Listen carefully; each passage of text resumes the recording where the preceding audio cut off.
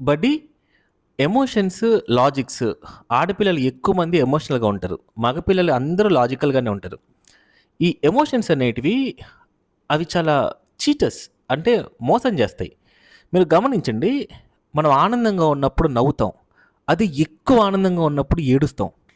మనం బాధల్లో ఉన్నప్పుడు ఏడుస్తాం. అది ఎక్కువ బాధల్లో ఉన్నప్పుడు నవ్వుతాం. మనం కోపంలో ఉన్నప్పుడు తిడతాం, కొడతాం.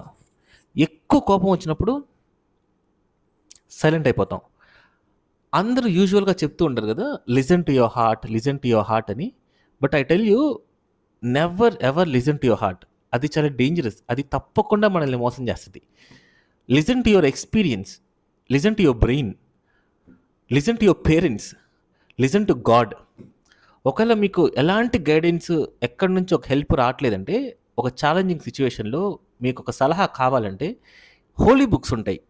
బైబిల్, ఖురాన్, భగవద్గీత.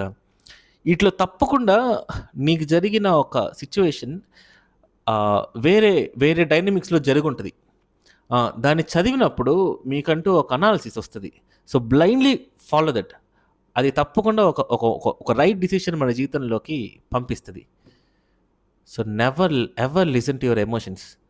ఎమోషన్స్‌తో పనిచేసేవాడు చాలా మంచివాడయుంటాడు. చాలా అందమైన జీవులవి. కానీ ఆళ్ళ ఎమోషన్స్‌లో తీసుకున్న డిసిషన్స్ వల్ల ఎన్నో జీవితాలు తలకిందులైపోతాయి. సరేనా? So, never follow your heart. Follow your experience.